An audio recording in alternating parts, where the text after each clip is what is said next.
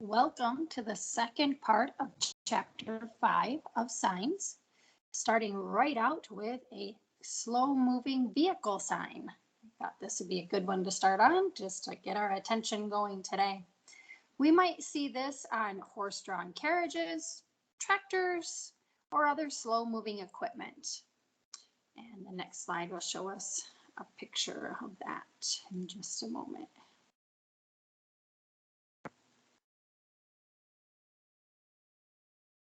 And we can see here, it's on the back of a tractor that's trying to drive through a city street.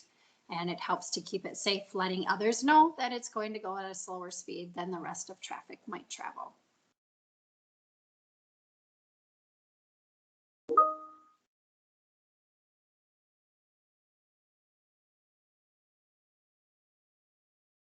Here we can see a bridge. On the right side, we can see the bridge is 11 foot 6 inches. So if we have a tall vehicle, that's of concern. We want to make sure we know how tall our vehicle is and if we can fit underneath.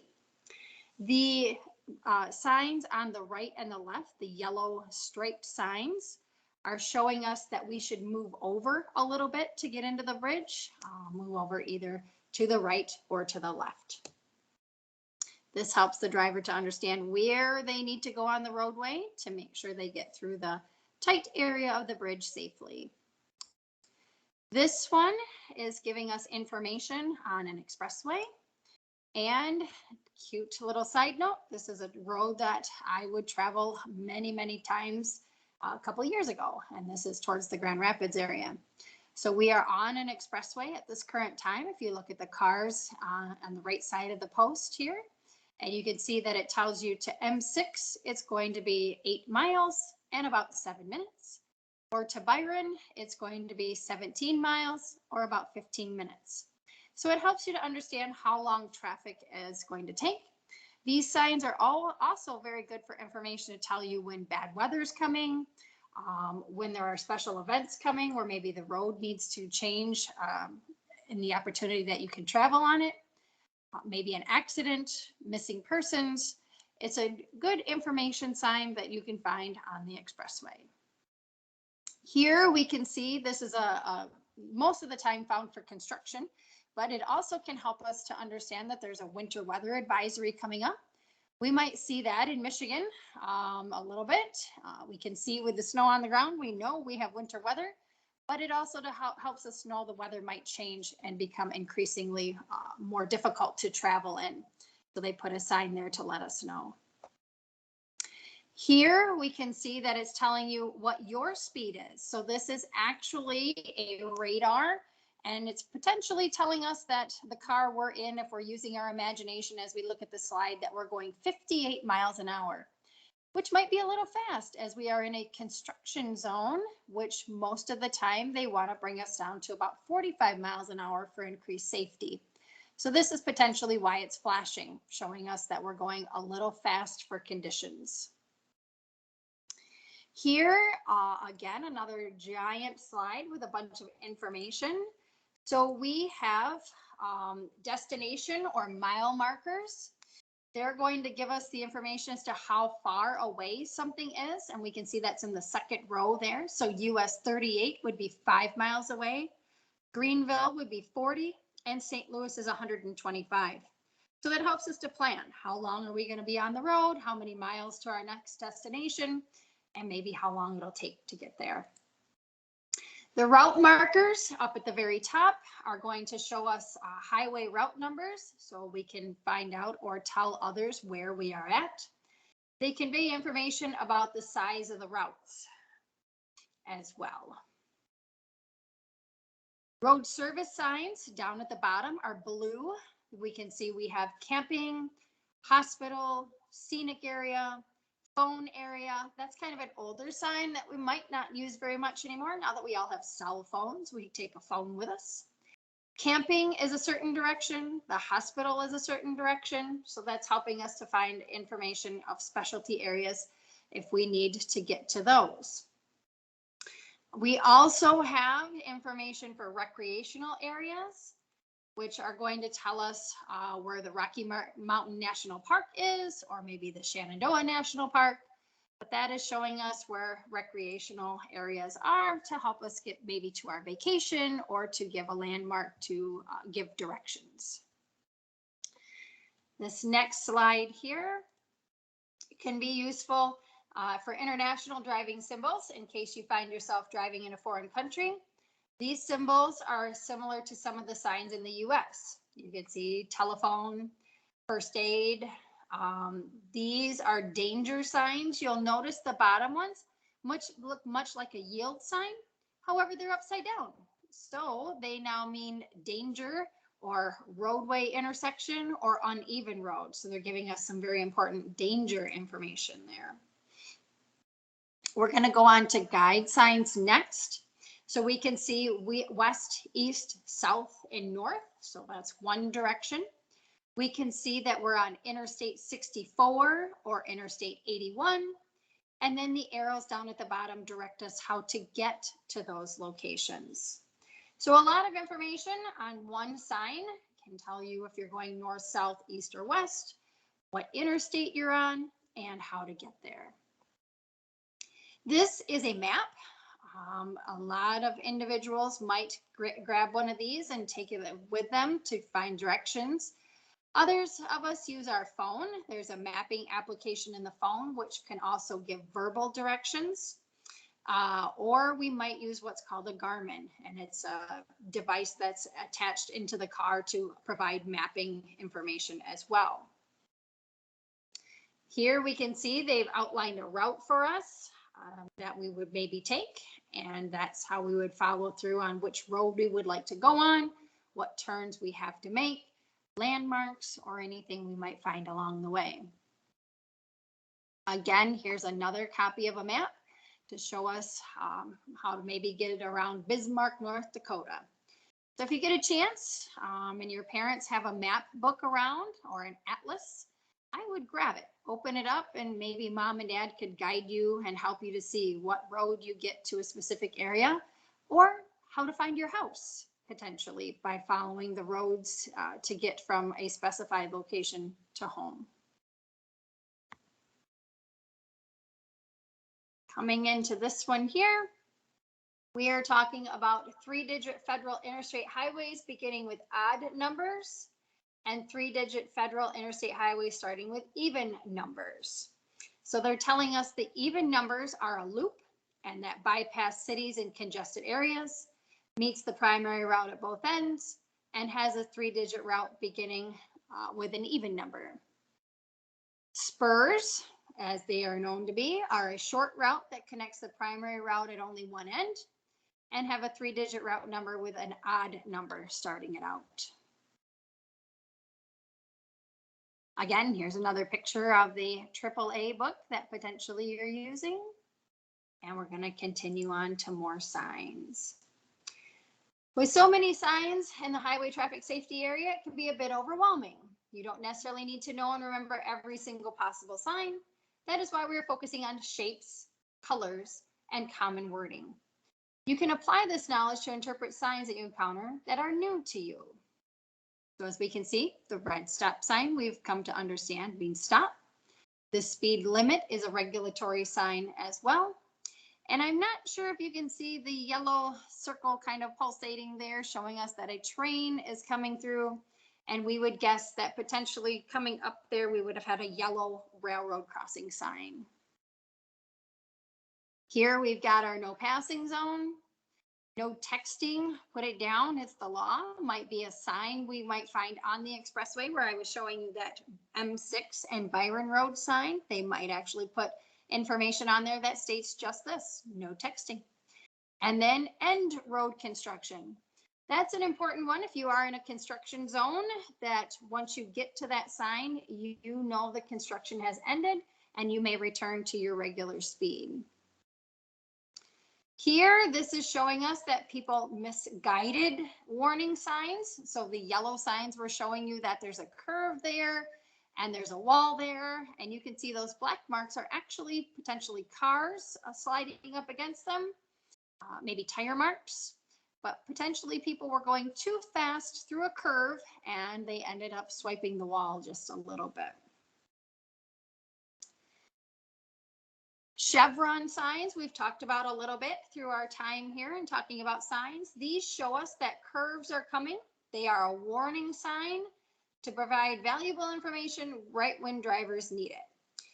I'm going to look in just a second here and see if we can get this to play for us.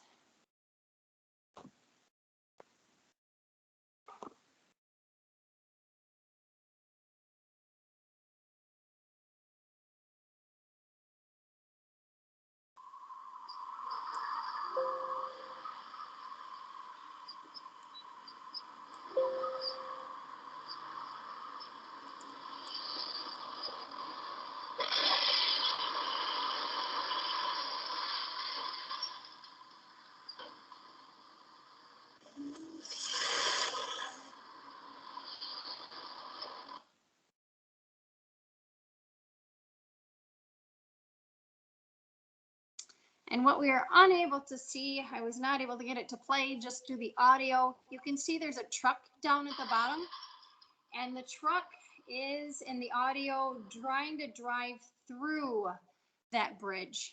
And the truck is taller than the bridge, so it is not going to make it. But as you can see at the bridge, it's giving us the warning signs at the top, the yellow flashing lights, overhead, over height must turn, and then that the bridge height is only 11 foot 8 inches. So it's giving us a lot of information here, and that truck driver, who is going to be taller than the bridge, is trying to go through it. I apologize, we couldn't show the truck picture. It would not play for me on it wouldn't show the pictures on there. So next, we're coming up here and we're going to do a little activity. And I want you to tell me how these two signs are different. Let's see if I can shrink them down here, and I'm going to go back to this one. So I'm going to have you write the information down, and you'll be turning it in at the end of the section. What makes these two signs different? There's actually very different information, even though they look very familiar. We're going to look at this one. Again, we can see squirrely little arrows and signs there. I'm going to have you tell me, what does the sign on the left mean? What does the sign on the right mean? And another group of pictures. What does the sign on the left mean? What does the sign on the right mean? These two should be very easy, but I'm going to have you write down, what do these mean? The sign on the left versus the sign on the right. And again, are these two any different? The sign on the left mean anything different than the sign on the right?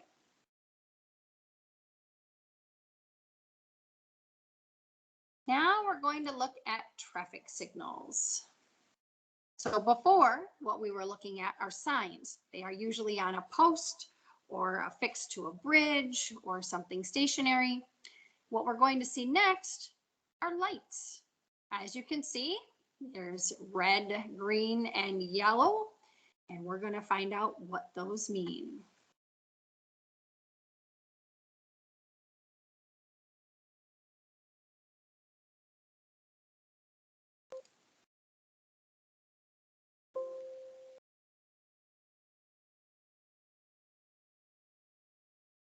Signs aren't the only traffic controls you'll see. Some of the most important information you get on the road is in the form of traffic signals. Traffic signals control the flow of traffic at intersections. A green light means that when traffic is cleared, you may proceed, if it is safe to do so. A red light tells you to stop and not enter the intersection. A yellow light means that your right-of-way is expiring, and you should clear the intersection when safe to do so. If a traffic signal turns yellow while you're approaching an intersection, stop before entering the intersection if you can do so safely. If you're already in the intersection when the signal turns yellow, continue through the intersection, but do not accelerate to get through an intersection before the signal turns from yellow to red. Other drivers may not see you in time to avoid a collision. Throughout the United States, you may turn right at a red traffic signal after you have come to a complete stop unless prohibited by a sign or signal. As you turn right on red, watch out for pedestrians and cross traffic from the left. What about flashing signal lights? A flashing yellow light means that you need to slow down and proceed through the intersection with caution. Keep in mind that cross traffic may not stop. Always treat a flashing red light as a stop sign. Stop at the intersection and wait until there's an adequate break in traffic before entering the intersection. If the light is flashing red in all directions, treat it as an all-way stop sign. If two or more drivers arrive at the same time at an all-way stop, you must yield the right-of-way to the driver to your right.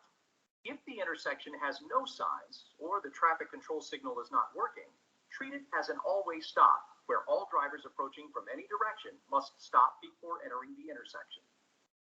A green arrow on the signal tells you that you have a protected turn and that opposing traffic has been signaled to not cross your path.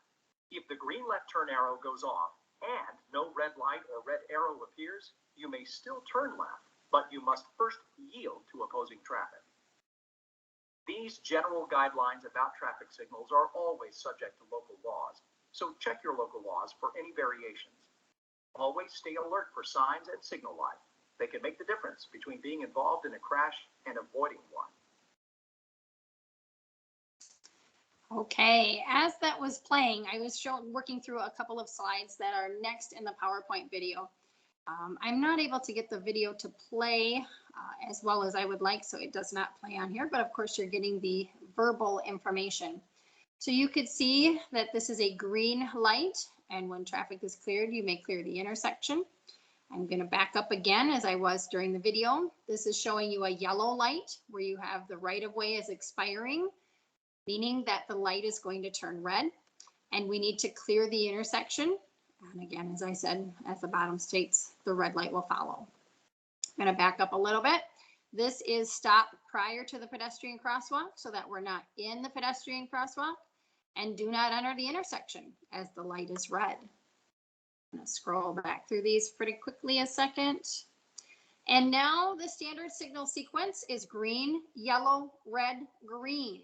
So we know that. As we're going through the roadway, we might see a green traffic light. Get us there in just a second. We can see that the lights are positioned in different ways. So we'll back up just a little bit before I get too far. But it's going to show you here that the green light, if a traffic light is laying in the horizontal position, the green light is always on the right, the yellow light is always center, and the red light is always left. In the vertical position, the green light is always at the bottom, the yellow light is always in the middle, and the red light is always at the top. This is a flashing red light. So if we're out on the roadways and we see flashing red, we know that we must stop and proceed when the way is clear. This is a flashing yellow light. We know that the driver must slow down and proceed with caution.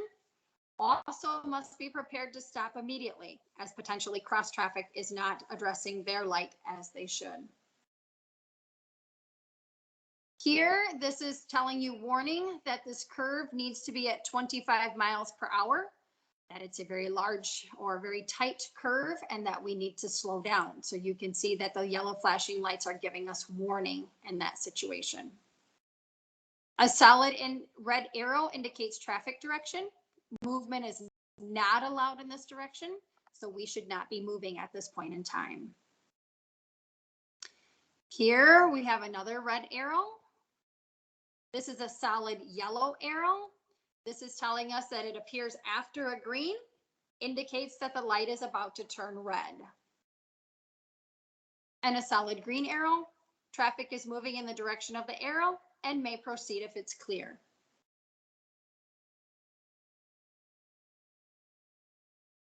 So here we can see that the left turners have the opportunity to turn here. They have a green arrow, which allows them to turn when it's safe to do so. Other traffic, as you can see to the right, there are 3 red lights. That means that traffic sitting and opposing the white pickup truck is not allowed to move at this time, making that left turn safe for that driver. A flashing red arrow informs drivers they can turn left after coming to a complete stop. It is just like a stop sign. Flashing yellow arrow shows us that a driver can turn left if there's no oncoming traffic. And it is just like a yield sign. Here we've got a lot of busy information coming in. We can see a pedestrian signal. Now that's something new. So the pedestrian signal tells us that in 33 seconds, a light is about to change, but currently the pedestrian is clear to walk. There's a green light above that's showing you traffic has the right of way, pedestrian has the right of way, and in 33 seconds, those lights will change and the pedestrian opportunity will change as well. Here we can see the top one is permission for the pedestrian to walk. We have pedestrians may cross the street, but they should not be walking. This will be a flashing hand. So the hand would be on, it would be off, then on, then off. So it's flashing, telling pedestrians they may cross, but be careful, the light is about to change. And then this one is don't walk. This means we should not be crossing the street as it's not safe to do so at this time. This is a rapid flash beacon. You can see under the pedestrian crossing, it's activated by a pedestrian when the pedestrian's in the crosswalk to allow other drivers to know that pedestrians are crossing and they should slow to allow the pedestrian to do so. And here it is, here circled. Now I'm going to move kind of quickly through these scenarios. They don't work as well as they're supposed to. They're working on fixing these in the actual technology piece of this yet. So I'm just going to quickly flash through. So bear with me for a moment.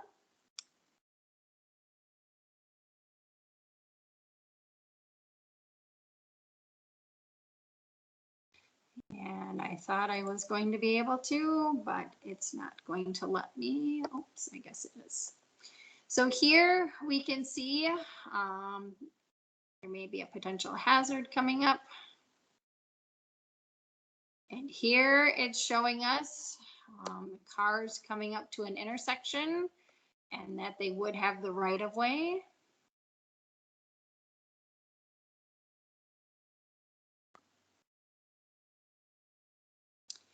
Hope it's not going to let me go past this situation here.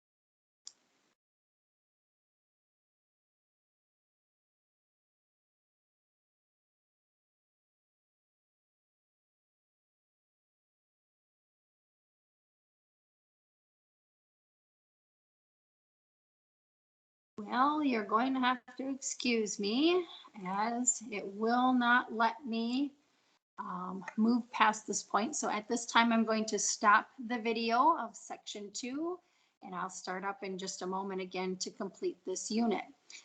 These activities, as I said, they don't have the technology put together very well, so it's not really educating as it should.